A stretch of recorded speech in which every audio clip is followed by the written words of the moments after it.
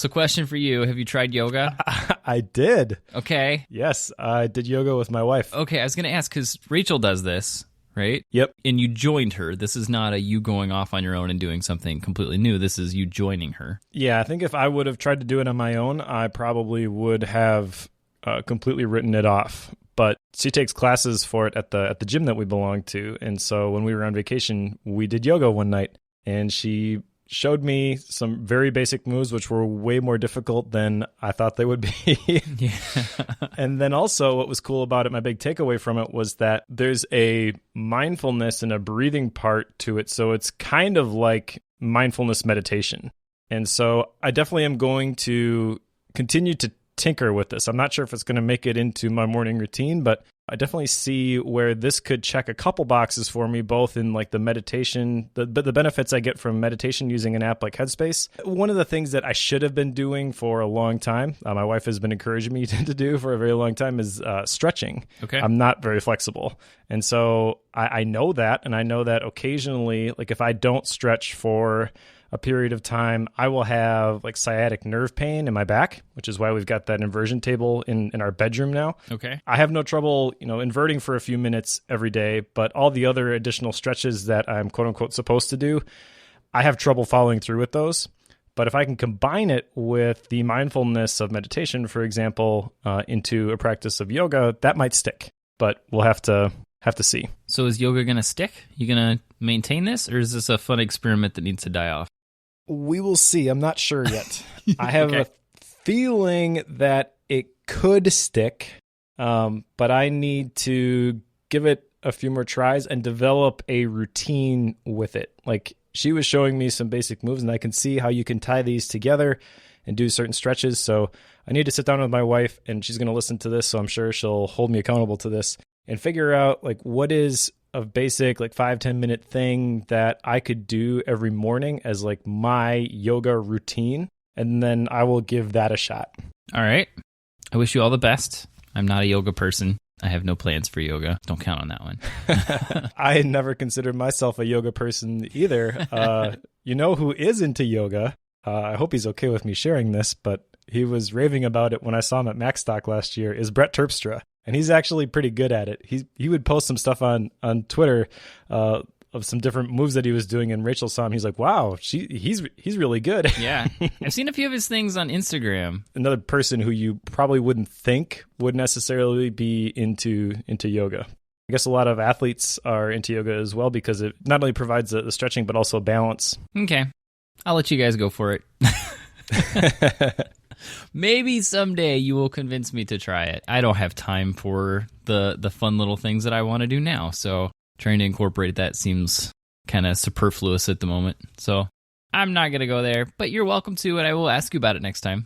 Got to do it for the podcast, just like me buying a HomePod, right? Right. You have to explain this. So, okay, Mike sent me something about you had purchased a HomePod. I did. And somehow passed this off as, like research or sacrificing for Bookworm.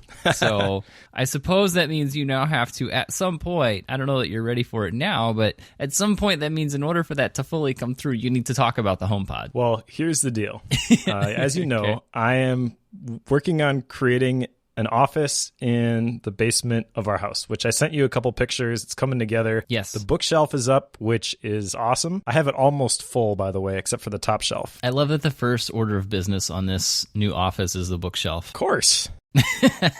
Yeah, so there's a ton of books down there, a bunch of hue lights down there, and we have a Sonos Play 3 that I was planning to put in there. And if you look in the picture that I had sent you, that top cubby basically in the bookshelf, that has a hole in the very top for the cord to go up, and then because I'm building this thing or having somebody build this from scratch, there's an outlet up behind the lip on the top of the bookshelf. Got it. So it was designed to put a speaker in there because I want to have music in my office. Now, the thing that I was thinking about, because we've got Sonos and Apple Music that works great, but if I don't want to listen to music, if I want to listen to a podcast, for example, there's really no easy way to do that with the Sonos.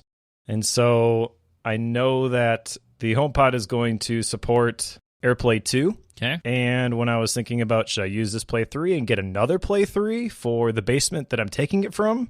Well, it's still not going to do everything that I want it to do. And for basically the same cost, I could get this HomePod, which I know I can AirPlay to right now, and eventually will support AirPlay 2 as well. And I'm hoping that that will allow me to just, like when I walk into the office, I'm listening to a podcast, Overcast, I can just send that to the HomePod and continue to do whatever. Like I'm hoping to basically live in this office whenever I'm trying to get work done.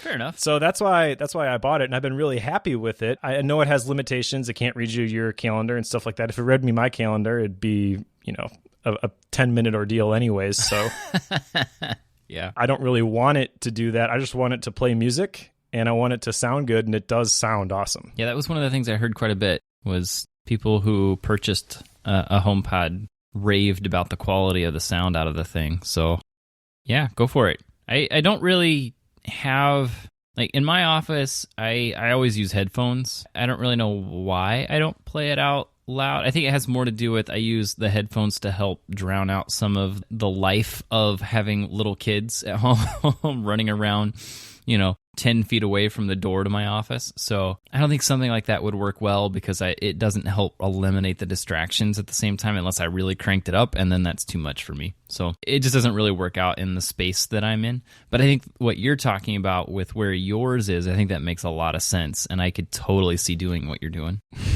So I'm not crazy. I don't think you're crazy, at least not entirely.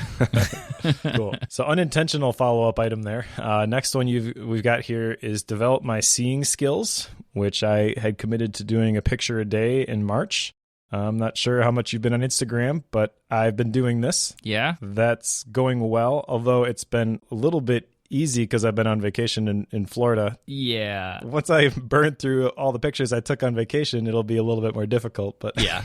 I would say I've been noticing the pictures you're posting, and it seems like when people are not home, they post more often on Instagram anyway. So to be honest with you, I kind of forgot that this was an action item of yours, even though I was seeing all of these pictures, because it felt like, oh, Mike's on vacation. He's posting pictures of vacation, and it just didn't register. It's like, oh, he's just being more active here lately. Oh, well, of course he's on vacation. It'll quit when he's at home. So prove me wrong. I'm hoping to prove you wrong. Now, I will say, though, that the intended result of this experiment I have seen work, because while it maybe is easy for a lot of people to take pictures when they're on vacation, I typically don't reach for my camera. I have in the past just wanted to enjoy the moment and not worry about capturing a picture. And a lot of times what that results in is like no pictures of my wife. Yeah. Which she teases me about sometimes. And so while I was on vacation, yes, I didn't have the normal pressure of a normal work day, but I did consciously try, and I'd say I succeeded, at least on vacation, to notice those moments as they were happening and to capture them with the camera. And so once you do that, then you can go back and you can even like tell little stories with them. One of the ones I posted was probably the least attractive picture out of all of them was this place called Tin City, which is in Naples. And it's all of these buildings that have these tin roofs, and they're like built a long time ago, and they were built real cheaply. It's where basically all the fishermen come in, and they park right there on the pier, and they clean the fish and stuff like that. There's a whole bunch of pelicans there, obviously, because the fish are being cleaned, and my kids just love that place. Right. There's also a really good restaurant with really good seafood, which we go to pretty much every year. So it's one of my favorite places, even though it doesn't look that great, I guess. As we were walking in, I'm like, I need a picture of this. And then when I posted it on Instagram, I basically told the short version of that story. And I thought that was really cool. And then one other thing that I had forgotten that I had done was I used IFTTT to capture my Instagram feed and send it to a photos journal in day one. So nice. Unexpected benefit of this, I have a journal with all of these pictures that I've been posting to Instagram. So if I wanted to, at the end of this experiment, for example, day one has the ability where you can publish these books. So I could publish one for all of the entries from the month of March 2018, which I think is pretty cool. I think that's one of the downfalls of IFTTT. Like, people tend to forget about what they have going on there, and you either have things show up automatically, they get posted automatically, or you go into a directory on your computer someday and realize there's 1,000 files in there that you had set up to automatically be downloaded and created. And like, what? Where did all this come from? So yeah, I think that's one of the downfalls of it. But at the same time, it can also have some of these really cool side effects, like what you're talking about. Like, that's kind of cool. This thing I set up a while back is now coming to reality in a very fun way and in a surprising way. Yeah. And the reason that I forgot about it was I had set it up for an example workflow that I put together using a journal called Photos. And then the other day I was thinking through how I'm using day one and just started creating journals for all these different use cases. I moved all of my quotes from Quotebook into day one since Quotebook is defunct and I cannot find anything else that will integrate with it. And I created a workflow action which allows me to send stuff straight there. Pretty much the same way I did it with Quotebook, where I send the author and the quote and the author to a specific journal. And I was thinking through the other journals I might want and went through the commonplace book stuff and like what sorts of things might I want to collect there. And Photos seemed to be a real logical one, but I hadn't done anything with it. And then I started this experiment and all of a sudden all these photos from Instagram start showing up and I'm like, oh, hey, that's pretty cool. Cool. So what's your life theme? There's a bit of a jump for you. And now for something completely different. All right. So this was a really interesting action item given the book that we read for today, which we may eventually get to. But here's what I've come up with so far, and I think this is probably a work in progress. But my life theme is to help people answer the question, why am I here? By inspiring, encouraging, and teaching them how to discover their destiny, connect to their calling, and live the life they were created for. That's the best version I've come up with so far. Cool. And I think given the book we're going to go through today, this book may impact that, I would guess. Yep. And I'm a little bit ahead of schedule, so I'm partway through the following book as well. And I can tell you that one may change it as well. So I think it's smart to say this is a work in progress because, we work in the productivity space and it's natural to develop the missions and visions and stuff like that. So I think they're continually morphing to one extent or another. So I'm with you there. Definitely fun to pencil in. Don't put it in pen. Yeah, and I think that's one of the things that people make a mistake in is, they think through what's most important to me, they write it down, and then 5 years later, they never go back and revisit it and think about how things have changed because they think that if things have changed, they got it wrong. Right. That's not necessarily the case. The whole purpose of the vision or the why is to inspire the action that you're trying to create. And if you follow through on that action and it gets you to a certain point and then you decide you need to pivot, that's completely fine. So yeah, I anticipate not just because of what the next book is, but just in general that this is going to change and I will probably revisit this more often than I should because I tend to ask those questions like, is this still true? Is this still the right thing?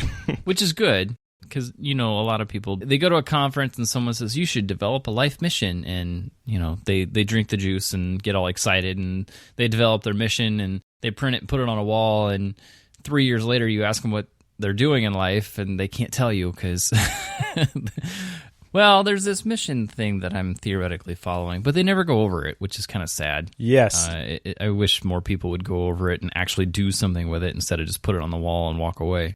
So that touches on like the three components here, and why I think a lot of people miss this is they hear like you need to create this vision, but people have no idea how.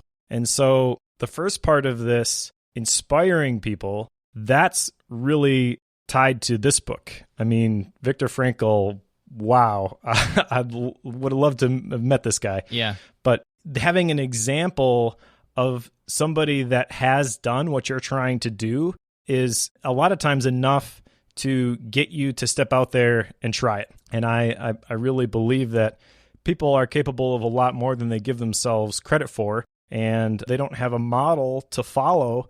And so if my life can inspire people to do something that they didn't think they could do, that's what I want to have happen. And then another piece of this, encouraging. So it's one thing to see somebody. It's another thing to have them tell you, hey, Joe, you can do this. As we're recording this, I am preparing to record for Mac power users. I hope that's okay to say. But David Sparks is one of the guys who, when I first got into the productivity space, he was one of my internet heroes, I called them. And my wife would always make fun of me for that term, but these were people on the internet that I really looked up to. And now I have a digital relationship with him. It's encouraging to hear his feedback on like, hey, you should try this, you should do this, because I never thought that I would have that platform with that person. And that's why if somebody reaches out to me and says, hey, I read your book, I heard you on this podcast, and they ask a question, I do my best to respond to them, because I remember what that was like when I had no justification or I had no reason to even be at the table, and just stepping out there and doing it and having key people. Like I remember when I first started my blog, Mike Vardy commented on one of the blog posts that I wrote because I linked to one of his articles. And it was like the second thing I ever wrote. And he's telling me like, hey, yeah, keep going. I was like blown away when that happened. And I want to create those experiences for other people. So that's the encouraging piece. And then also teaching them how. It's not enough just to say you need a vision. If you can break things down, if you know what to do, you can make it a simple process to follow. All you have to do is ask the right questions and you'll arrive at the right answers. But I think that there's a lot of people in the space who are just say, hey, yeah, go do this. And they don't bother to break it down for people and show them how to do that. Yeah, that's fair. I think there's a lot of information out there about how to come up with like a life theme.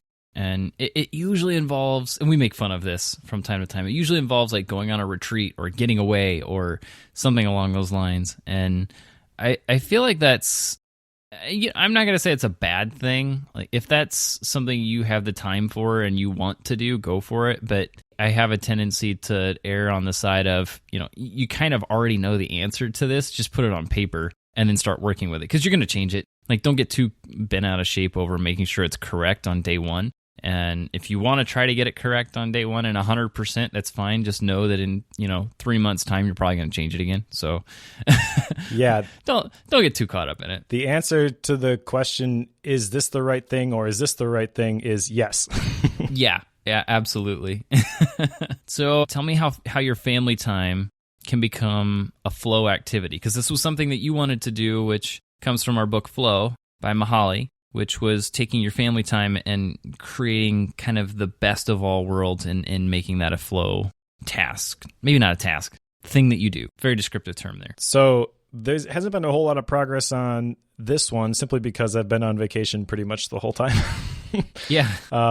So what I said in the previous episode, I think still applies, where I want to specifically use story time as a flow activity before, when the kids go to bed.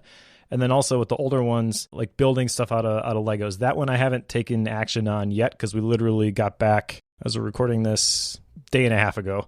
And I also think that this gets a lot easier when OmniFocus 3 lets me into the beta and I can start using tags to classify my things as the right modes like I talked about. You don't have that restriction with paper. So I haven't really done a whole lot with this. I'm on the list. I signed up for it, and I've been seeing people recently post stuff on social media about it, and I'm a little jealous. I want in, but... You don't have to worry about that if you're on paper. Right. It's true, Joe Buelig. It's true. I'll keep beating that drum. So you're relying on OmniFocus 3 for this flow activity in your family thing. That's what I heard. Well, not completely, but I do think that before I can identify the activities that fit with the non-dominant modes, or even just the modes that I'm not using the majority of the day, that I need to be able to track how I am spending time in those modes, and OmniFocus, checking off the tasks that are tagged that way, is the easy way to do that. So I don't want to spend a bunch of time creating a system which is going to be thrown out the window literally the minute that OmniFocus 3 becomes available, because I'm already sold. Okay. I still like my notebook. Fair enough. Let's see. I've got a couple of them here for follow-up. One of them is create competition of some kind with the work I do for clients. And I can't say that I've made much progress on this. I'm not even really sure what it means to do this. I mean, the few things that I've come up with on it is trying to like game how fast I can get them done. But I have to be careful with that because I don't want to sacrifice quality at the same time. So it's kind of a tricky balance there. So I don't really have a real clean answer on how you do that with client work. I think there may be something along the lines that involves, because I've been subcontracting a lot of my development time to a handful of other guys. So I'm starting to do some of that, but it seems kind of weird to turn that into a competition too. So I'm not real sure what this means, but the intent here is to help create this flow state with my client work. And some of that kind of means I'm trying to create flow with email. That's not fun. I mean, maybe there's a way to game that such that it becomes a fun thing. Maybe that's what I should be trying to do, but I'm still exploring some options on that one. So if you have any ideas, I'm all ears. Email is the most anti-flow activity known to man.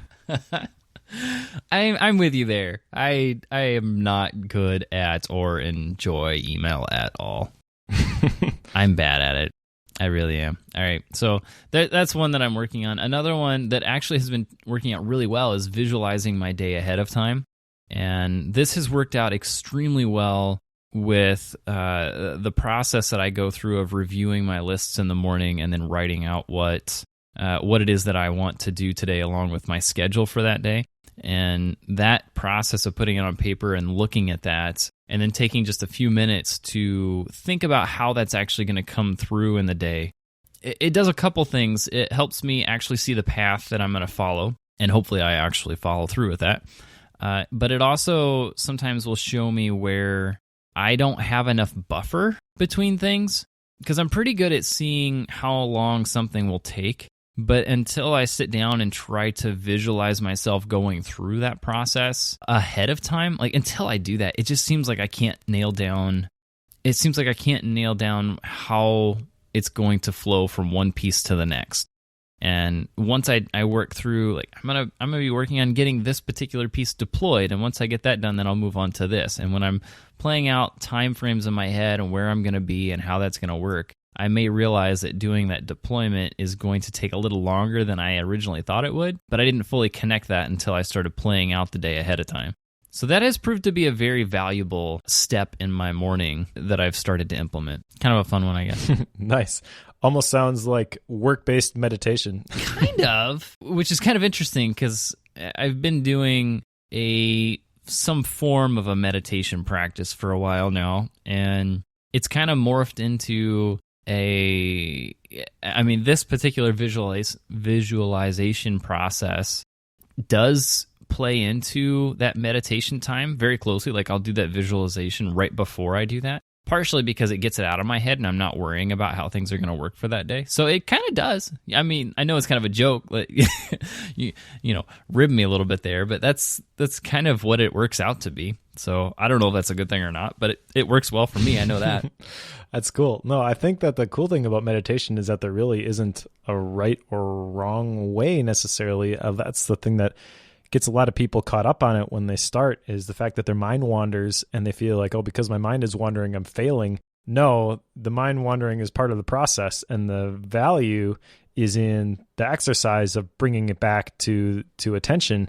And I think that whatever mechanism you use to focus that attention is beneficial. I think that visualization is definitely a piece of this. And I think that the fact that you're using it to visualize your workday, that's completely fine. There probably is some value also of visualizing your non-work day and making that break from work mode at some point. But as I mentioned in the last episode, one of my action items, like rethinking the very concrete boundaries that I've placed around when and how I work, like I'm not in a position right here to tell you that you shouldn't do that. Right. Now, I will say that this is not just my work day. I should call that out, because I'll come down from taking a shower and such in the morning, and then I'll sit down and do my Bible reading and prayer time first thing, because I want to make sure that's number one. Let's be honest here. So once I get past that time, which is kind of a meditation process in itself, once I do that, then I'll do that day planning process. But that's not just my work day. Like because I'm self-employed and I work from home and I set my own schedule in every way, I am planning from 6 a.m. to 9 p.m. when I'm getting ready for bed. So I'm planning that entire day and visualizing that entire day. And sometimes, like today, that included going on a Costco run before lunch. Oddly enough, I was even visualizing the route to Costco when I was going through that this morning. So it kind of, I don't know, sometimes it's weird. Yeah, I guess that's probably why I've projected it as your work day, because your work day as a self-employed person is something that you can control. Right. If you go to Costco with your family, you may have visualized it, and I guarantee you it's not going to go the way you visualized it. No, which is why I can visualize the trip there. I can do that, knowing that it's possible I'll make a wrong turn somewhere. It's just possible. Visualizing what actually happens when we're in the store, that's not worth your time. Just skip that. Just do a fast forward mentally and then do the trip home and how it's going to work once you get home. Knowing that these things can all change and just kind of setting yourself up for these are the different paths that you could take when you're at that point. That's kind of what I'm doing. But yeah, don't even try. I'm going to go look at this and then I'm going to go down this aisle and then I'm going to go do. No, don't. You're a crazy maker if that's what you're doing. So, Man's Search for Meaning. Yeah, so that's the book for today, which was my choice. And to be honest, I don't have a specific reason for picking this that's bookworm related, other than I've heard a lot about Viktor Frankl and was inspired by reading 30 Lessons for Living. I mentioned that as one of my gap books, where the guy interviewed a bunch of the people who lived through World War II, and basically his position was that they were more qualified to talk about what makes a successful existence, a happy life, than people who haven't had to go through and suffer those things. Well, nobody alive today probably has suffered much more, if at all, than Viktor Frankl, who survived a World War II concentration camp. And so that is what this book is all about. What I find really interesting about this book, by the way, right at the beginning, did you read the introduction? Yes, I did. Okay. The introduction really just sets the tone, because he talks about how he didn't even want his name attached to the work. He didn't want to have quote unquote credit for writing this. He just wanted to write it so that people could be encouraged by his beliefs on logotherapy. He even talks about how he doesn't really want to recount everything that happened in the concentration camps, because there's so many other works, or so many other books that have been written by people that talk specifically to that. So really, his purpose for writing this is not to gain fame or attention, but really to try to help people. And you can really believe that when you understand more of his story, but he wanted it to be anonymous. The other thing that really stands out if you read the introduction is that he had an opportunity to escape this. He was granted a visa to come to the U.S., I believe, so that he could finish his research, because he was writing a manuscript, and I forget specifically the book that he was writing. But he had an opportunity to leave the country. But he chose to stay with his parents, knowing their inevitable fate. And that's how the introduction ends. And you're like, okay, so everything that you're about to read now about how awful these concentration camps were and all the pain, all the suffering that he went through, he had the opportunity to escape that, and he still said no. Right. Man. And we'll talk as we go. We'll talk at the end about the book overall. But I mean, this really influenced my life theme, because he basically is saying, I'm willing to go through all of this stuff if I can help other people, if I can inspire other people, if I can encourage other people. It's easy to read this, not having had to live through something like that, and say, yeah, well, I care about other people. I would do the same thing. But unless you're in that situation, you have no idea what you would do. And I'd like to project and say that, yes, I could do that. But honestly, I can't say that. Yeah. I would like to think that I could, but I cannot imagine a scenario other than it would have to be supernatural, God-given strength to make that decision, knowing what is going to come. That's just amazing to me. I think it is fascinating that he didn't want credit for this. And you got to give the guy kudos for that. Talking to a friend yesterday about this particular book, and said, we're going to record a podcast on this. And somehow, in the midst of this conversation, we get the honors of talking about concentration camps, Auschwitz, World War II, the Holocaust, and somehow show positive outcomes from it. This is not a simple topic to jump into. And to think about Viktor Frankl as seeing his journey through this horrific period and coming out with some learnings that he really wanted to share with the world that is not about the pain and suffering. That pain and suffering is simply an avenue to show his theories on logotherapy in this case.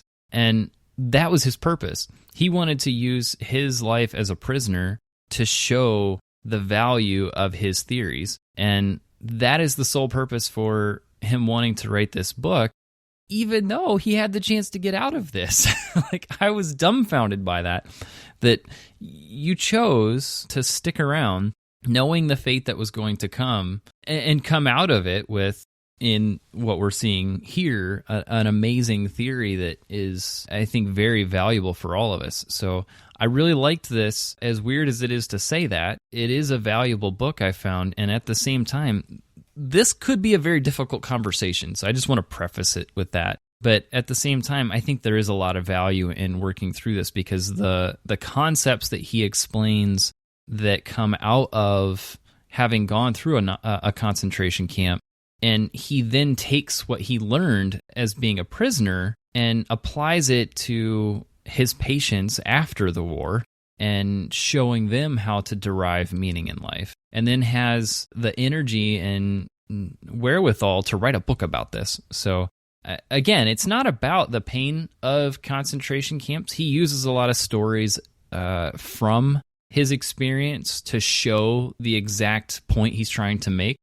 But at the same time, like you can't come away from reading this without realizing some of the pain of those camps as well. It's been a while since I've read, I think it was Elie Wiesel, the book Night. I think I actually probably read that in high school. And I remember thinking that was one of the most depressing books that I've ever read, which makes sense because it's a documentation of the horrors that happened in these concentration camps. But I did not feel that way about Man's Search for Meaning. Now, Viktor Frankl is known kind of as the attitude guy, so you definitely see his positive view on things and how he applies that. The case for tragic optimism, we'll talk about that in a little bit. Like, that does come through, but still, at the beginning of this book, the first section here where he describes the life in the concentration camp, it's very difficult to read. But that's why I think the introduction is so important, because it sets the tone as like, he is qualified to speak to this. You better just shut up and listen. Right. And that's what got me through it. I mean, the first part of it is really, even the first part of it is really difficult, and it doesn't get any better in my opinion. But at least from somebody who wants to believe that, this type of thing couldn't happen again, I was able to get through it, and my wife had the same reaction. She read it. Actually, everybody in my family read it while we were on vacation. I read it. I told my wife she needed to read it. She almost couldn't get through like the first 10 pages, but then once she got through that, like, she had no trouble getting through the rest of it. And then my mom and my dad actually read it as well. His experience, he doesn't project it as a way just to glorify the pain and the suffering. He shows that the pain and the suffering really for him points to a deeper meaning and a purpose, which I know we'll get into when we talk about logotherapy. But going back to this first section here, the place to start here, I think, is these 3 phases of mental reaction. This really stood out to me, where as people were coming into the concentration camps, he mentioned that they would go through these 3 phases. The first one is the period following admission, and the symptom there he talked about was shock. And then the second phase is the period when they're well entrenched in the camp routine. And at that point, the symptom is apathy. And then the third phase of mental reaction, which is the most interesting to me, and he gets into this later in the book, is the period following release and libation, because there were a lot of people, as awful as those concentration camps were, the transition back to normal life was even harder because they would go back to their homes. No one would, it was almost like people didn't even care that they were gone. Like, life had moved on. And when they would tell people about their experiences and the pain and the suffering, it was kind of like, oh, well, that's too bad, sort of a thing. I can kind of understand how that could really have negative psychological effects. But again, like, unless you're in that situation, it's hard to say how you would respond. But I can totally see how somebody's reaction could belittle your pain and your suffering. So if you believe that the pain and the suffering that you're going through is for a reason, and that's really what Viktor Frankl's talking about through this whole thing, is the reason, not reason for the pain and suffering, but using the pain and suffering. Like, this is what life is asking of you. What are you going to do with it? Are you going to help other people with it? Or are you just going to give up and run into the wire, as he talks about in page 18, which is, I guess, one of the most common ways to commit suicide, was to run into this electrical fence. And he said, I made myself a firm promise on my first evening in the camp that I would not run into the wire. Having the belief that all of this is so that I can help other people, that can be great while you're in the concentration camp. And then you get out into the world and you're not surrounded by the people that you're in the camp with every single day, and nobody else seems to care. I can see how at that point you're asking yourself, well, what was it all for? What was the point of all that? Yeah, and I mean, if you think about World War II in Europe and being released from one of these concentration camps and going home, the entire country was devastated, and everyone had their own story. Everyone had their own difficulty that they were going through. And someone comes along and says, look, here's my story of what I went through. Everybody's got their own. So like, oh, well, yeah, that's your story, but I've got one too. So I think it was probably very difficult for people to be empathic and understanding and show any form of grace or mercy in that scenario, just because everyone had their own difficulties they were dealing with. It was hard for them to build into other people when they themselves were struggling. So this whole section of life in the concentration camp, especially when he spells out these 3 phases, it's difficult to come to grips with for us. And I kind of struggled with, here's what life was like in the concentration camp. Something I was trying to do is translate that into, how does this apply to my life and the way that I live? And although it's difficult to make some of those connections, the mindsets, I think, are very relevant, which we'll get into that later. But I do think it was very difficult to read through this first bit. But it was interesting to see how the first phase of people being in shock, absolutely everything was stripped from them, and they became nothing more than a number. And that's one of the most dehumanizing and demoralizing things that you could ever do, is take someone's personality away from them and just turn them into a number. Like, I don't even want to comprehend it. But that's where he's talking about, is with that shock. And then getting into the second with the phase of apathy, it's exactly what he's talking about throughout the rest of the book, is unless you have a purpose and meaning for your life, there's no point. And he refers to story after story of people who didn't find a meaning for or purpose for the suffering that they had to go through, and that by itself killed them. It wasn't necessarily a disease, it wasn't necessarily one of the guards, it was simply that lack of hope that ended up being the killer for them. And that's hard to read. I think that's going to be the running theme here today, Mike, is this was hard to read. It was very valuable, but it was difficult. I think there's some value in reading this for sure, but I think you really have to be aware of the difficulties and be willing to translate the mindsets that he's talking about, because the shock, the apathy, and the rejection that comes afterwards in trying to reintegrate, I think those are all phases that we could probably see in our own lives in some way or another. And I think that's the most important part here, is trying to figure out how you translate some of this into your own day-to-day, which isn't simple. I wish it was. It would make this a lot easier to read, I think. Right. And just to clarify for the listeners who have not read this book, that's basically what Viktor Frankl says to do at the end, is like, here's how you apply this to your own life. So it can maybe come across as we're talking about this, this guy's talking about his experience in a concentration camp. We're talking about dealing with kids who are interrupting a deep work time. Like, you can't compare those two. Yeah. Okay, we know that. And we're not trying to project that those are the same thing, because they are not at all. But he's basically saying that this logotherapy applies to any situation. He talks about, we'll get into this, the existential vacuum and self-transcendence, and the epidemic of today is this boredom and purposelessness. Like, that definitely applies, regardless of the context that you talk about that. So coming back to the hope section here, This is really powerful, but also before he gets into this, he kind of sets the stage as like he struggles with this himself. On page 29, he talks about there was somebody in one of the bunkhouses at night who was having a terrible nightmare. And he says, quote, "Suddenly I drew back the hand which was ready to shake him, frightened at the thing I was about to do. At that moment, I became intensely conscious of the fact that no dream, no matter how horrible, could be as bad as the reality of the camp which surrounds us and to which I was about to recall him."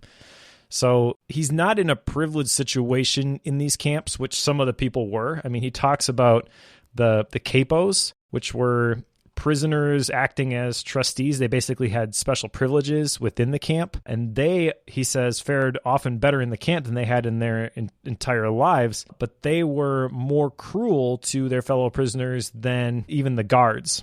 So he's in the trenches with everybody else as he's talking about the power of hope. And the story that really stuck out to me about this is the story of the block warden. He had a dream that they would be freed by March 30th.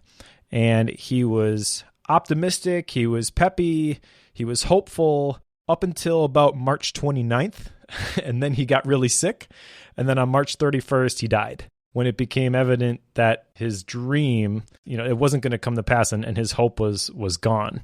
So like that hit me, that Viktor Frankl's job in this concentration camp, all the stories that he talked about and the different interactions that he had with his fellow prisoners, was basically to give them hope. And I think that that's something that you can apply to your own situation, and is one of my only action item for this, looking for opportunities to alleviate the suffering of others. And a lot of that, I think, manifests itself as giving other people hope.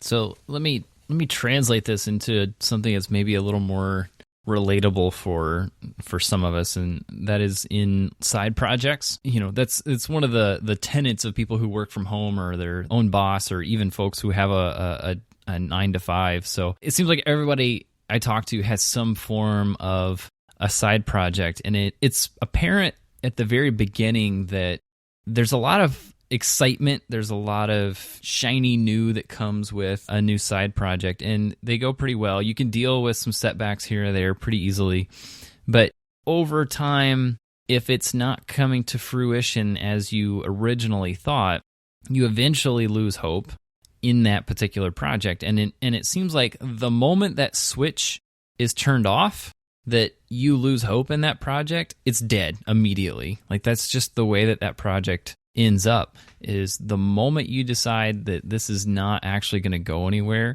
and you lose the excitement that comes with it, it's gone. And, this is an extreme example that Frankl gives us here, in that it cost the man his life when he lost that hope.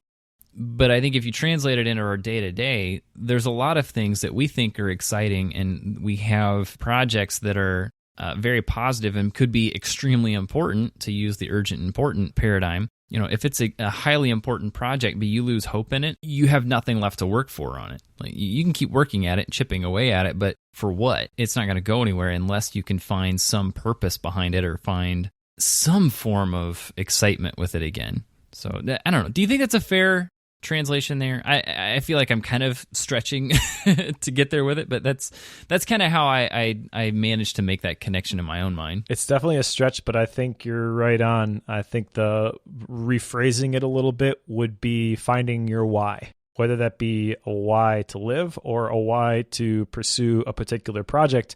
You're not going to follow through with it given the circumstances that are working against you, unless you have a strong enough why. And that is the reason that Viktor Frankl's attitude is so impressive, because he basically shows you how you can determine this at any given point. On page 66, he says, "Everything can be taken from a man but one thing, the last of the human freedoms, to choose one's attitude in any given set of circumstances, to choose one's own way." And later on in page 71, he talks about how it became easy to overlook the opportunities to make something positive of camp life. That's him being real again. But then he also follows it up by saying opportunities which really did exist. So the fact that there's all this pain and suffering happening around you, doesn't mean that there aren't those opportunities to make something positive of that camp life, even in the camp, his life had meaning. And he talks about how life became meaningless when prisoners lived in the past, when there was no why that was driving them towards their future. I think that's a very important distinction. You can look back at the past through rose-colored glasses and say, oh, I wish things were like this again. But viewing camp's difficulties as a test of inner strength, he talks about that actually brought meaning when you can view the situation that you're in as a challenge and recognize how it's going to make you better. But there has to be hope tied to that. I mean, obviously, I wasn't in that camp. I can't speak to this, but I would feel fairly confident saying that pretty much everybody there was not just trying to survive, but they had that dream of being reunited with their loved ones, or they had that dream of going back to their hometown. And that's the thing that provided the why for them to put up with the camp experience. On page 76, he quotes Nietzsche.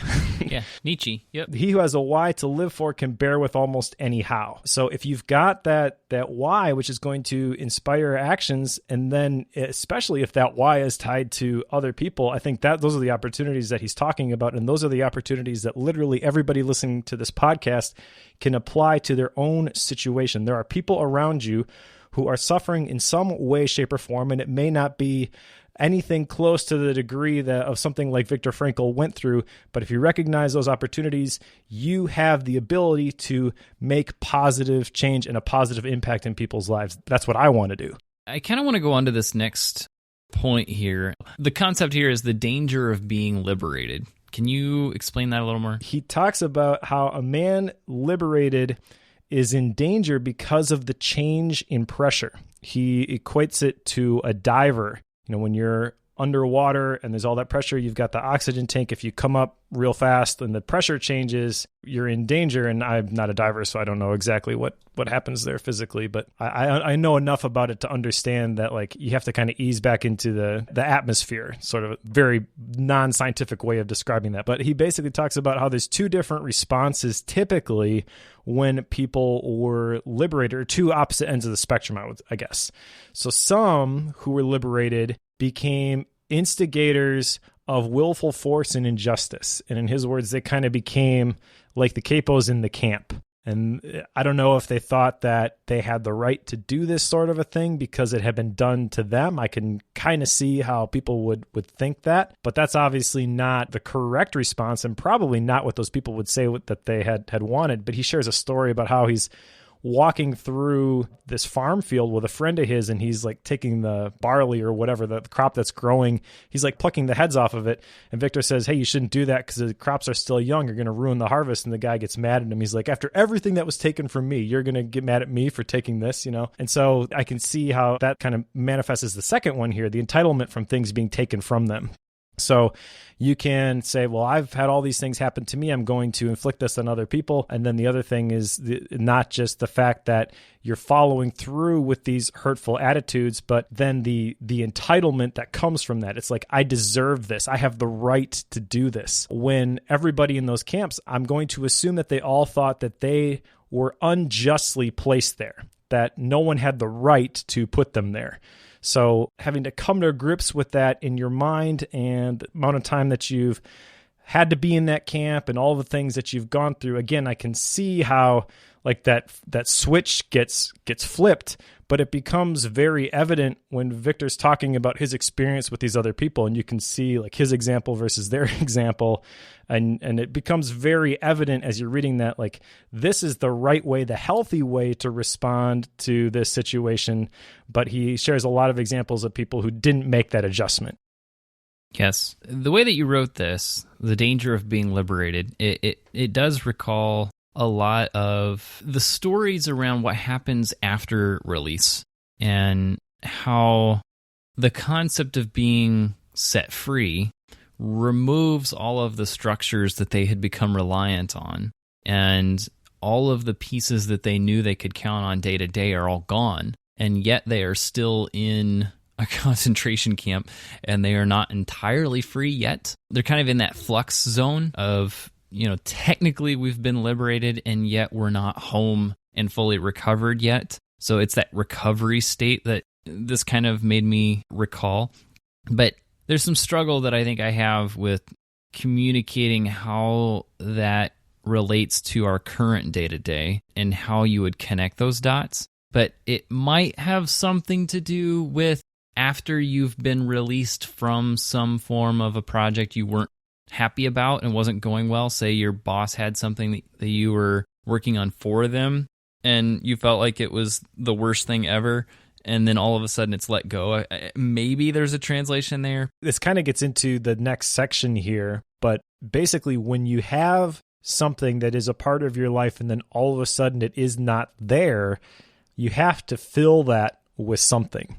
And I think that this has a very real parallel in the productivity space as well. I know a lot of the things that people disagree with when it comes to quote unquote productivity is, just cranking out more widgets. And I think that for myself, for a lot of people, the experience goes from you're in a situation, you're looking for a way to change the situation into a situation that you prefer, a different outcome, something that you want to achieve. And then once you get there, then if you don't have another vision, another goal, another why, it can be easy to just fill that vacuum with stuff. And then now all of a sudden you're way too busy again. So for me, for example, I wanted the flexibility to create my own schedule. I wanted to be able to take a day off and go to the museum with my kids if we're going to do a field trip, because my wife and I homeschool our kids, mainly my wife. She does a great job. But when I first made the transition to working with Asian deficiency, it was like, yes, this is great. I have all this flexibility. But then what happens over time? You find additional side projects. You find additional things that you want to work on. You start podcasts like Bookworm. Yes. All of a sudden the margin gets chipped away. And if you don't constantly go back to the drawing board and say, or maybe not the drawing board, maybe the better word would be the chopping block, and say, okay, this thing that I have committed to right now, is this the right thing? If you don't ask those questions, then you can very easily find yourself in that same situation, because that's what you're familiar with. I think that's the big takeaway here regarding the danger of being liberated, is the fact that you might become what you've become accustomed to. That can apply to anybody. This was one of the points that he brought up, which I thought was very interesting. He mentioned some of his fellow prisoners who used to be light sleepers. Anything that happened in the house would wake them up. And when they were in the concentration camp, they're sleeping soundly right next to someone like inches from their head who's snoring like a chainsaw. And his point was that he became convinced that human beings can become used to anything. Like, you can get accustomed to absolutely anything that's going on around you. You simply have to either be forced or be willing to develop the endurance or tolerance of that thing. And I thought that was very interesting, because so much of life in the concentration camp is, one, very difficult to comprehend, and two, it's insane to think that people actually came through that and survived in any way whatsoever. And they did it, and they came out. The people who dealt with this stuff, they became used to life going to the fields and picking rocks or whatever it was that the guards decided to have them do that time.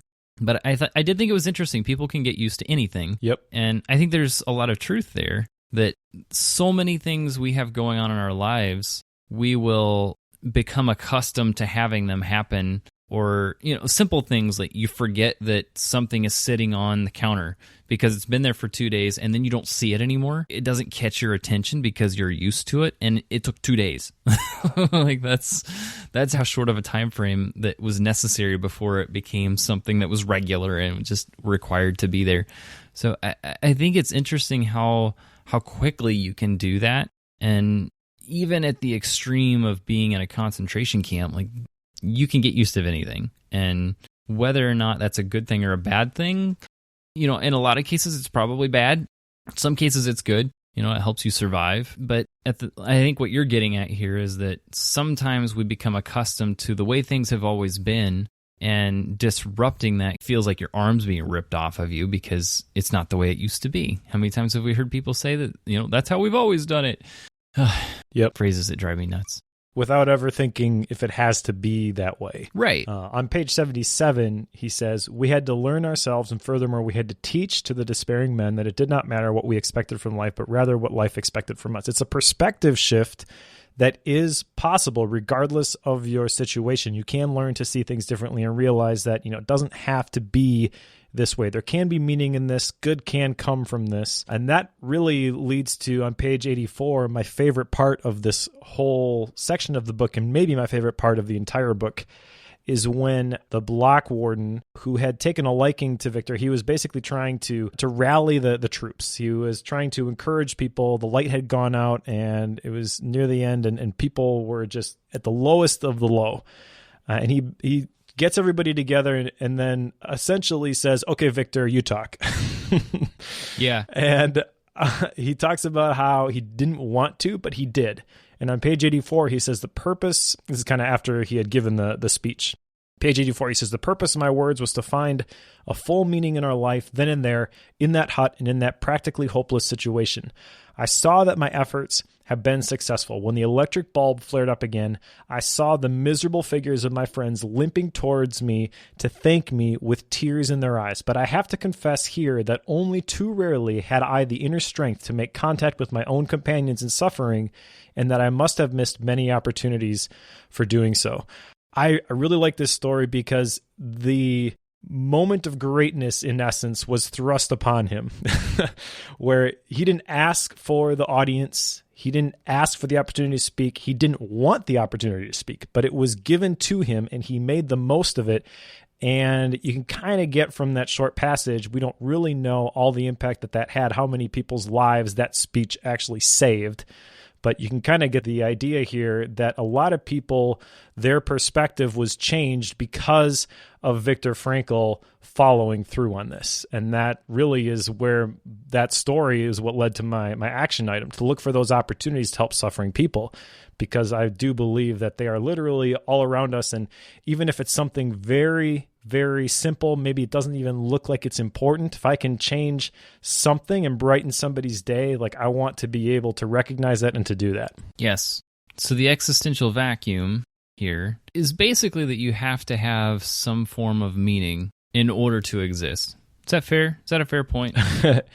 Yep, exactly. So this is, if you back up just a little bit, the existential vacuum is tied to existential frustration when he first brings up this topic. And he talks about 3 different meanings. 1, existence itself. 2, the meaning of existence. Or 3, the striving to find a concrete meaning in personal existence, the will to meaning.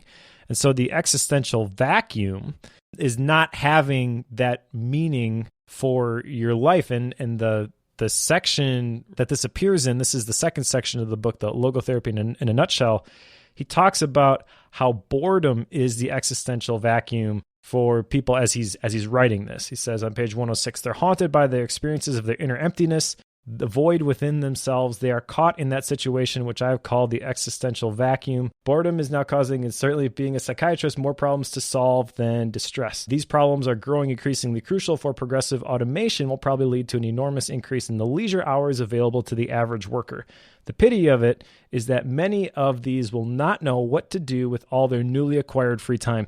So he's applying this lack of meaning. He's the one who lived through the concentration camps and was trying to inspire people there that their life had meaning. He's now talking about the great struggle being that this existential vacuum is applying to people who have too much leisure time. I mean, this sounds a lot like flow. And again, you can't compare like not knowing what to do because you're bored with being in a concentration camp. But he's basically saying that it's the same root cause. Like, you have to have this purpose. If you don't, you're going to be depressed. You're going to succumb to this existential vacuum, and this is going to drive you crazy.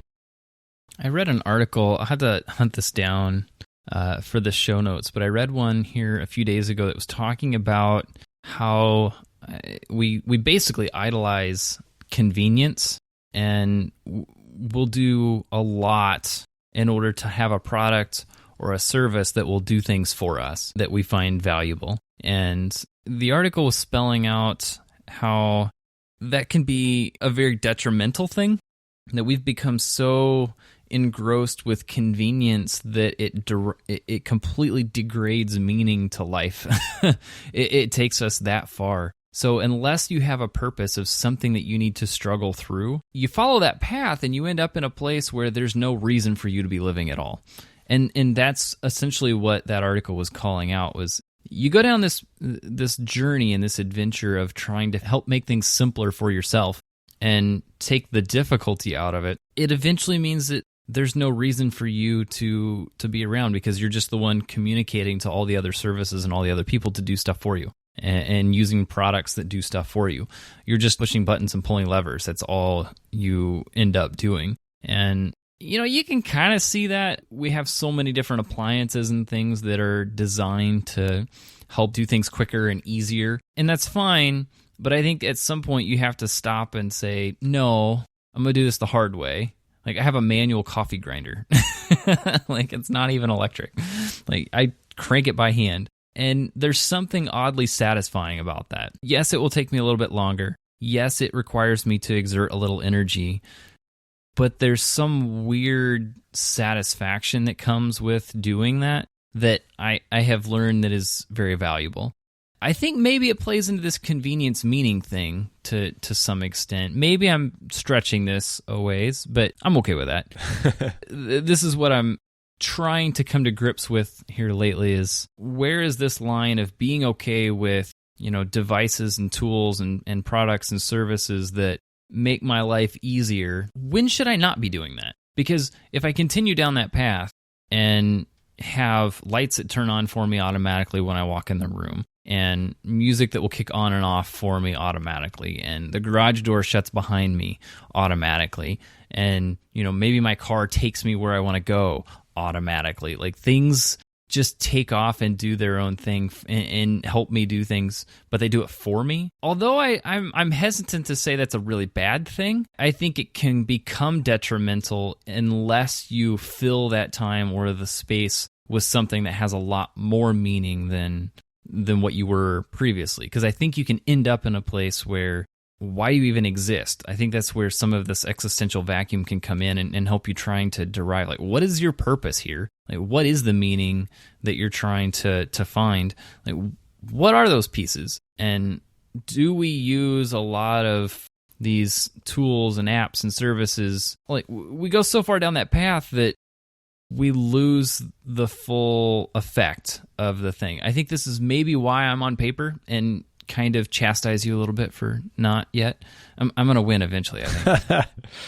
We shall see. I'm not going to hold my breath there.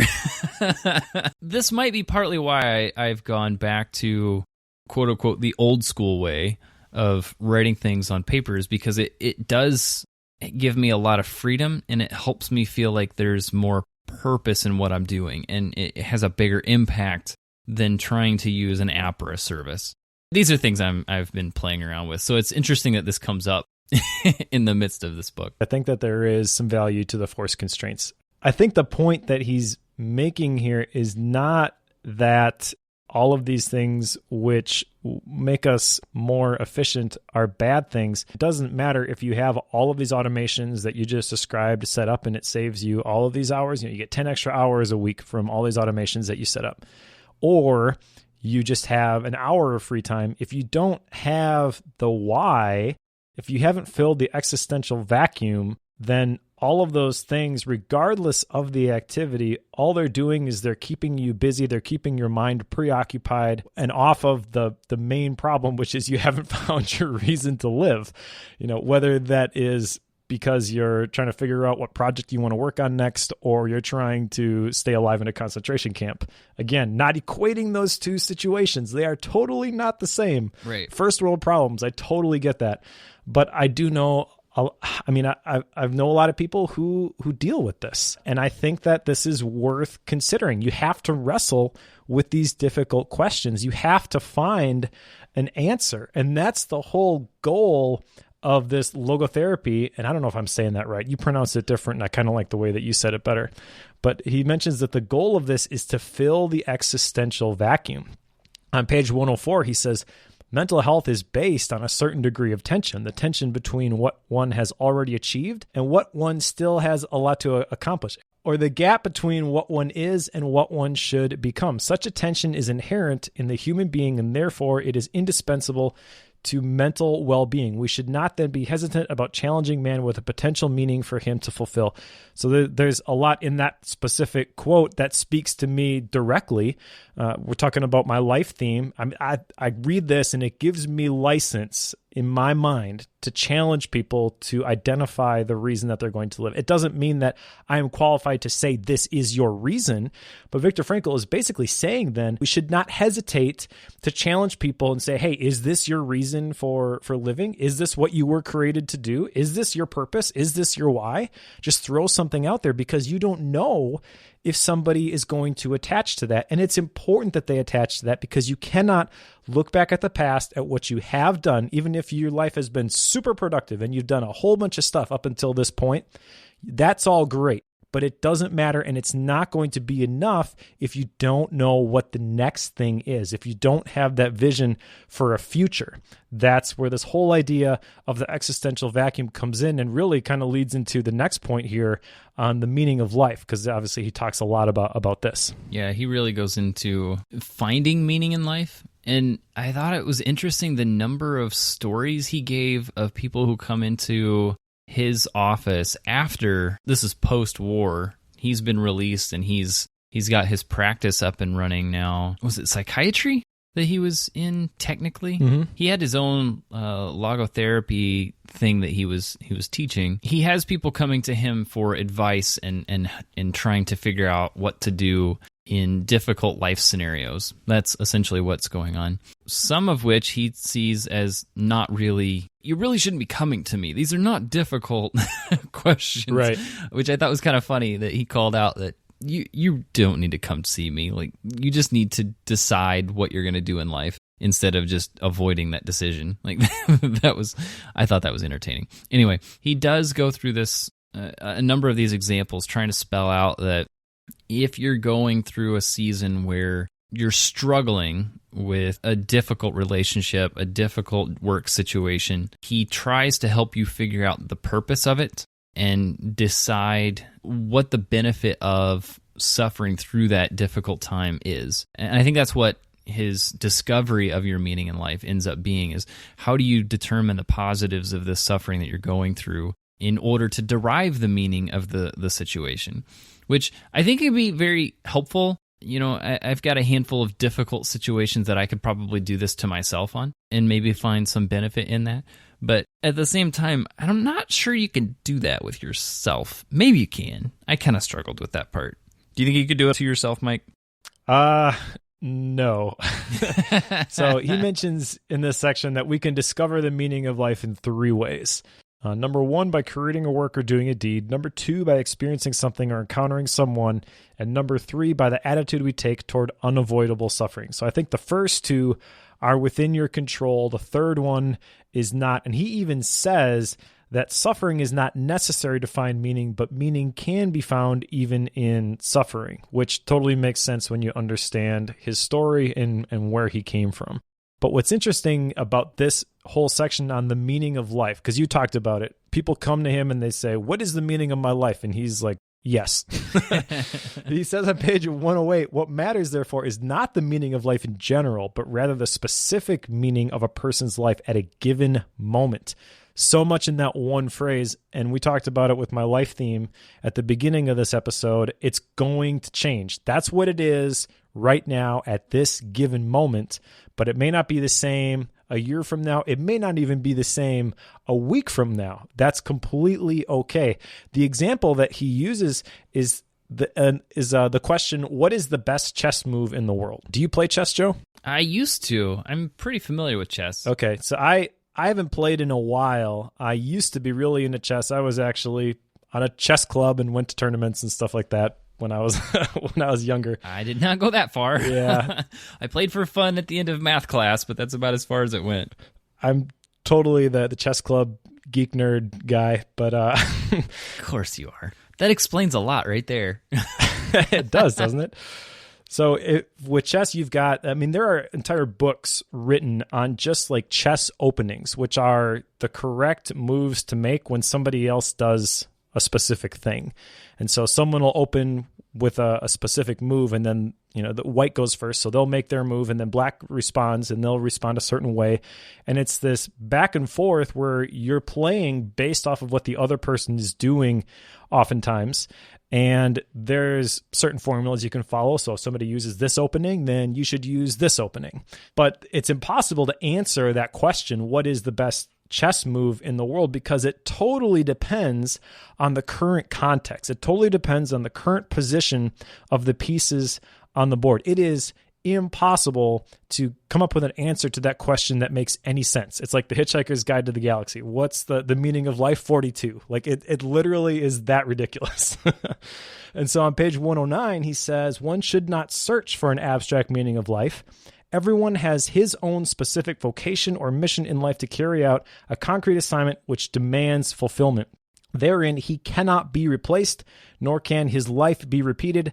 Thus, everyone's task is as unique as his specific opportunity to implement it. When I read this section of the book, this is a lot of what influenced my life theme. I want to guide people through this process, not to get them to arrive at the one correct right answer, but just a answer, which is going to inspire action and give them direction and give them a why for right now and give them the tools for them to modify it and change it in the future, adapt and overcome.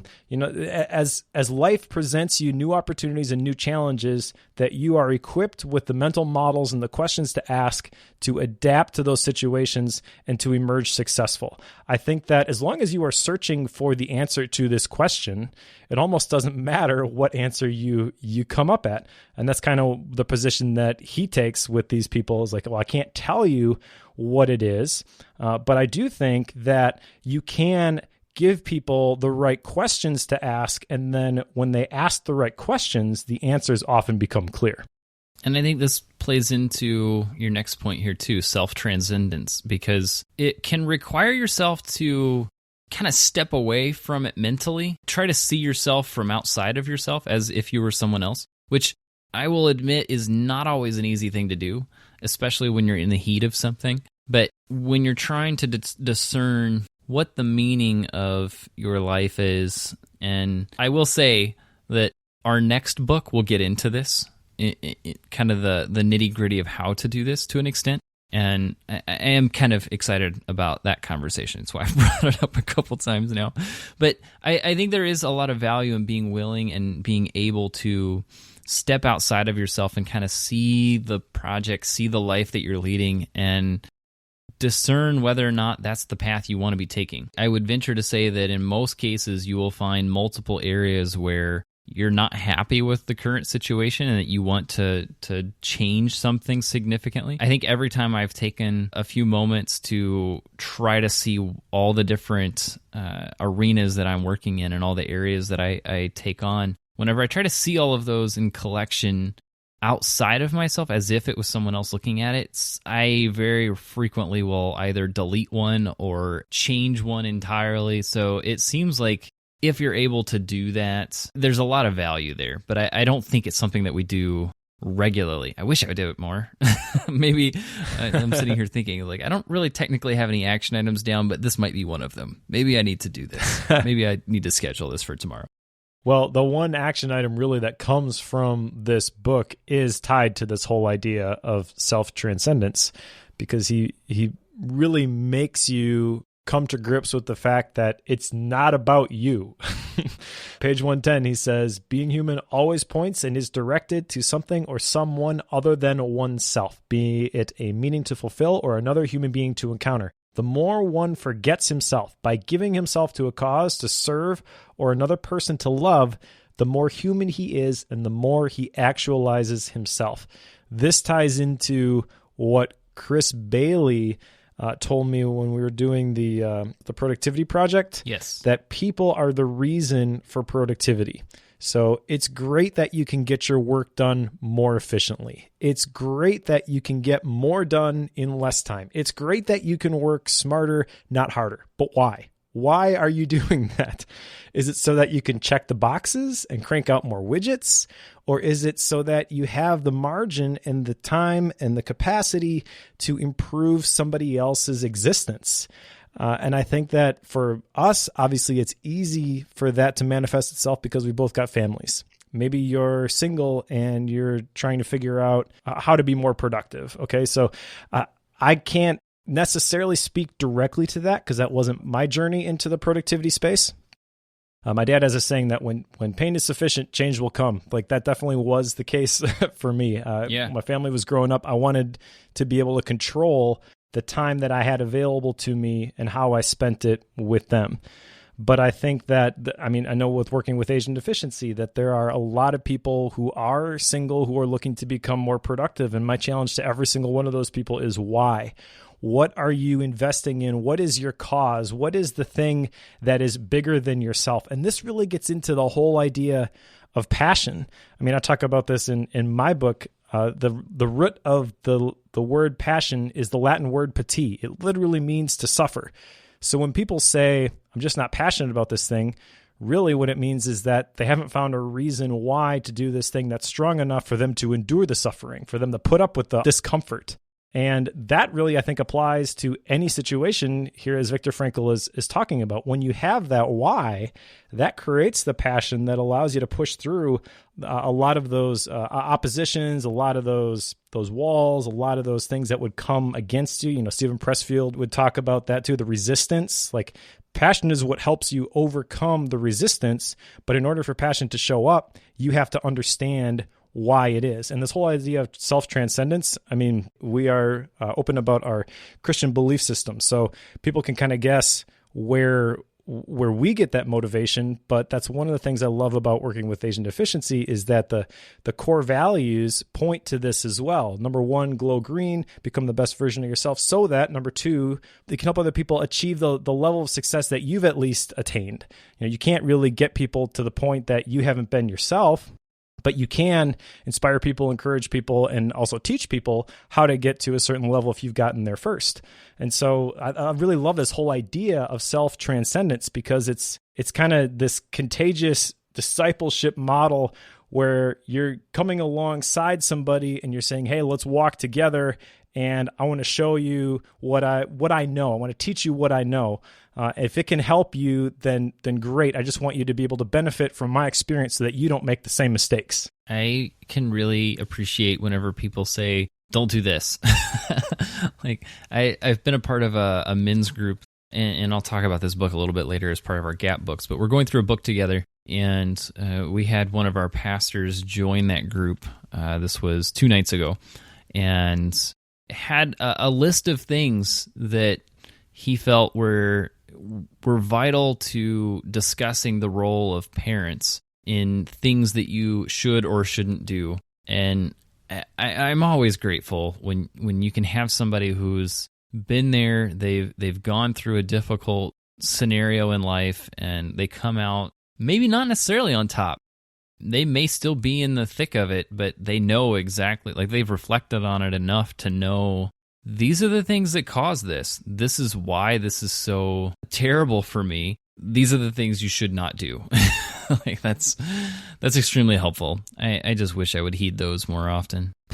Right. Another thing regarding this whole meaning of life and self-transcendence that he talks about on page 131, I think is really important. He says, man does not simply exist, but always decides what his existence will be, what he will become in the next moment. So that kind of gets into this whole idea that we've talked about, self-determination, personal responsibility. Like it doesn't matter where you came from, what you've gone through, you can change starting right now. He even says, man is capable of changing the world for the better if possible, and of changing himself for the better if necessary. But that will never happen if you don't believe that you have the ability to do that, and you're not connected to the why, the self-transcendence, the idea, the vision of something bigger than yourself. In the next section, he has a phrase. He says, the meaning of your life is to help others find the meaning of theirs. I think that really wraps up, not only my life theme, but he's saying this in context of everybody reading this book. So you can take my life theme and use it for yourself if you want. But really what he's saying is that everybody's got some element of that.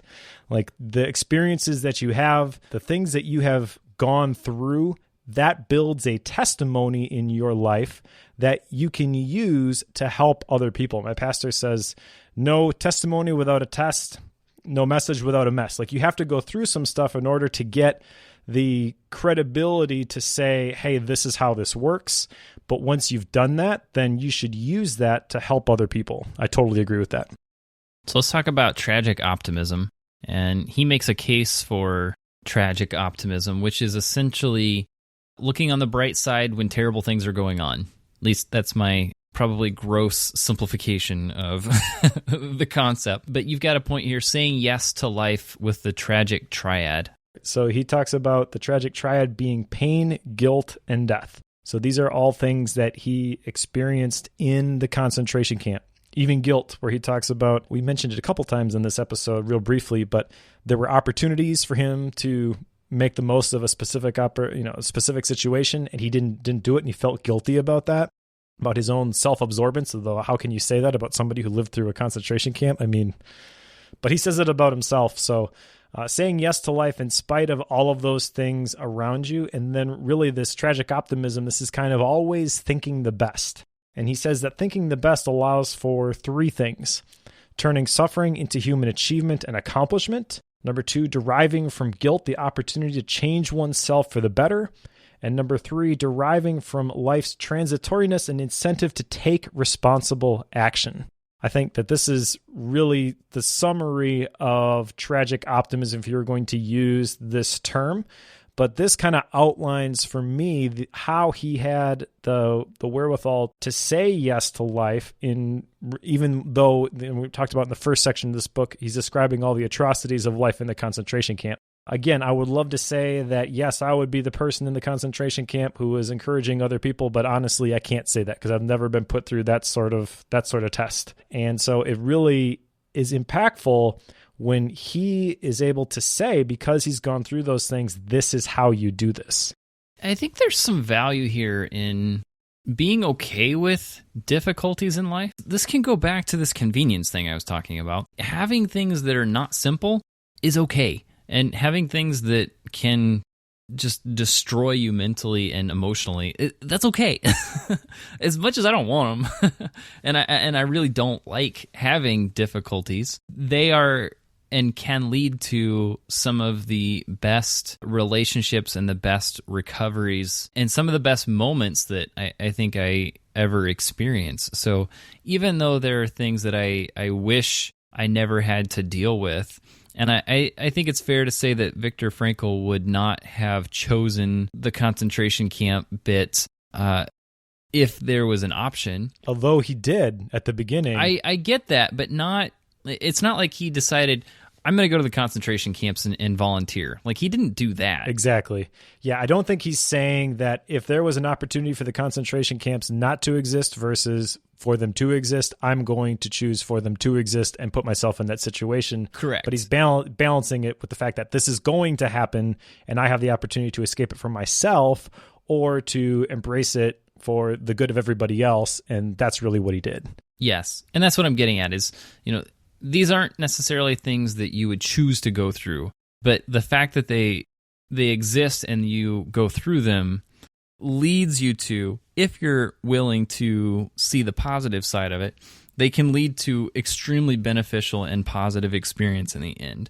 I think that's what he's getting at with saying yes to life with the tragic triad. You're choosing to be okay with the difficulties and learn from them, as opposed to just trying to find ways to avoid them and being upset when they happen to you. Like, it's okay. I mean, this can go back to Ryan Holiday's "The Obstacle is the Way." Like, you're choosing to work through that difficulty, and that is the path that takes you towards a more meaningful, and in this case, what he gets at here in a little bit is how to have a happy life, even though difficulties are going on and you may not want them to go on. That's, I think, what he's ultimately getting at here. Yep, I totally agree. He mentions that happiness cannot be pursued, it must ensue, and that once the reason is found, one automatically becomes happy, which is why the vision or the why is so important. In fact, in the previous section on logotherapy, he mentions that the word logos, the definition is meaning in Greek. And he talks about the National Institute of Mental Health study, which indicated that 78% of people, at least when he wrote this, said their first goal was finding a purpose and meaning to life. So there's a huge percentage of people who are not in the concentration camp who are dealing with this exact thing, and they feel miserable because they haven't found that reason yet. And I think that it's a lot easier to figure out the reason than it is to try and manufacture happiness. In fact, Viktor Frankl, "But happiness cannot be pursued, it must ensue." He's saying basically that you can't do that. It has to come once you find that reason. One other thing I forgot to mention regarding the meaning and making people happy, page 139, he really ties it all together. He says, once an individual's search for meaning is successful, it not only renders him happy, but also gives him the ability to cope with suffering. And he calls this give-up-itis, which I think that a lot of people could relate to that particular term.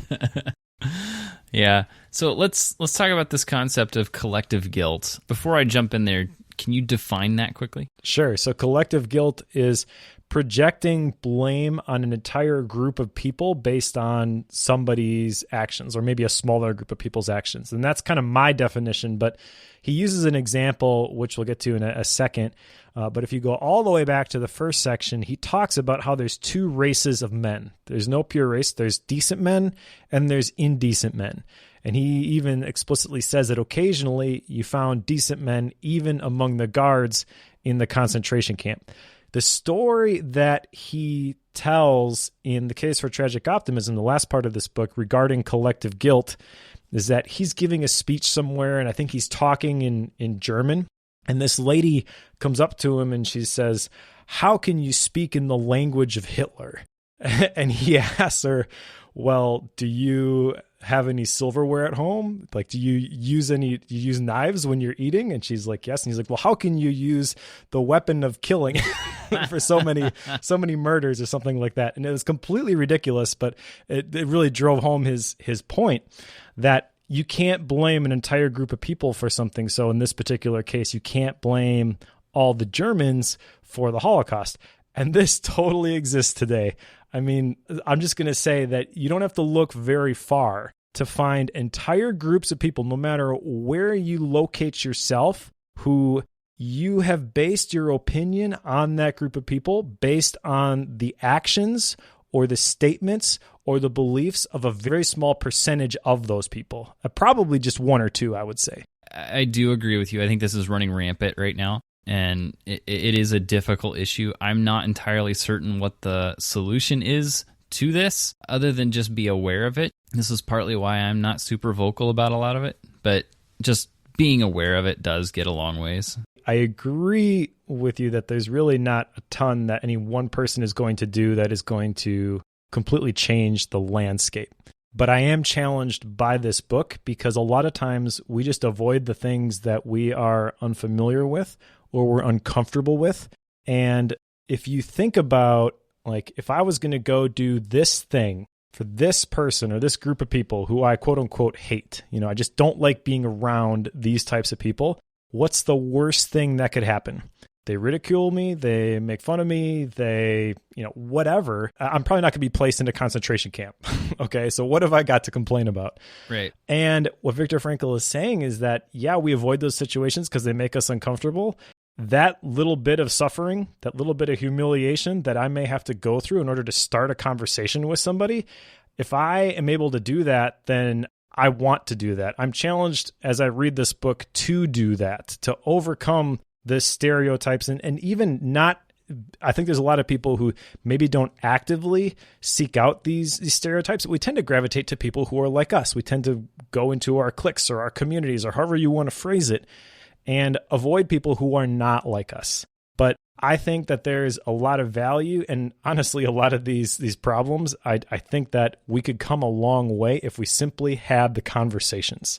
So I am stating on this podcast, but again, like, I won't know until I actually have the opportunity to do this. The rubber has to hit the road at some point, but I, having read this book, want to be the person who is willing to start those conversations, to go across the aisle, to borrow the political speak, and to see other people as other people and not as the other people. That makes sense. Right. Like, right. Fellow members of the human race, let's figure this out and let's recognize the fact that we both have value and figure out how to make the collective good, how we can advance the collective good. And I know that just having some of these conversations is probably not going to change anybody's mind. But I do think that a lot of this problem stems from just completely avoiding the conversations. Yes, to all the things. I agree with you. Let's talk about action items. All right, so you've got one action item here. Yep, and this is, I've mentioned a couple times, to look for opportunities to alleviate the suffering of others. This is kind of a natural follow-up to one of my other action items. We mentioned the developing the ability to see things, developing my seeing skills, which is why I'm doing this picture a day thing for the month of March. And it may be a stretch to say that posting vacation photos is going to help me see the suffering of other people, but I think that the real skill that needs to be developed here is just the attention.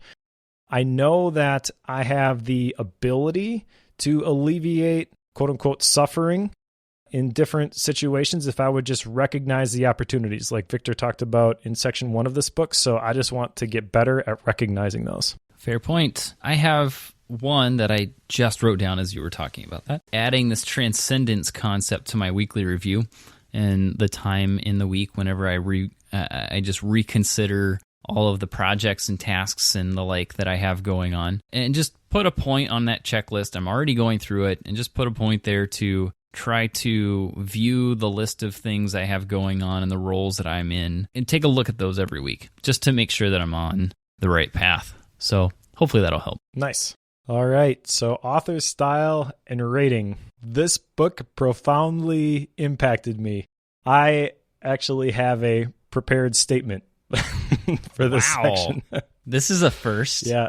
We're breaking new ground here. Kind of comes from the morning pages, but as I was reflecting on this, I felt I just needed to write this down. Okay. So here we go. Why do we read books? Is it to learn how to do new things? Is it to be inspired by the actions of others? Is it simply to be entertained? I believe we read books for the experience. A good book, even a nonfiction book, takes you on a journey. It tells you a story. It evokes an emotion.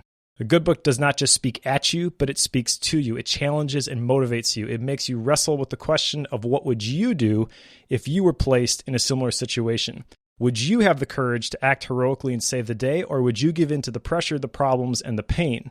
But the best books encourage you that it is at least possible for you to act heroically and that you at least have a chance to make the shot, rescue the princess, or save the day. This book does just that, but I'm not even sure how. It's not a work of fiction, but at times you wish it was. What I have difficulty comprehending is how Viktor Frankl is able to maintain a positive attitude and a will to live in the circumstances that he describes.